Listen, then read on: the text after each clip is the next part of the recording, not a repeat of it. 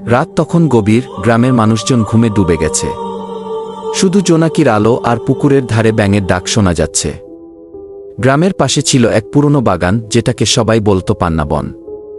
লোকজনের বিশ্বাস, সেই বাগানে রাতের পর কোনো মানুষ গেলে আর জীবিত ফিরে আসে না। হাঁটতে হাঁটতে হঠাৎ করেই গ্রামের ছেলে রহিম বাগানের ভেতর ঢুকে গেল।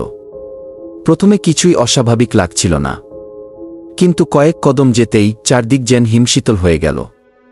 বাতাস থেমে গেল, পাখির ডাক থেমে গেল, শুধু ফিসফিস শব্দে কেউ যেন বলছে, ফিরে যা, ফিরে যা গু। রহিম ভয় পেয়ে চারদিকে তাকাতে লাগল। হঠাৎ এক লম্বা সাদা পোশাকের ছায়া তার চোখের সামনে ভেসে উঠল। লম্বা চুল, মাটিতে লুটিয়ে পড়া, চোখ দুটো জ্বলজ্বল করছে লাল আগুনের মতো।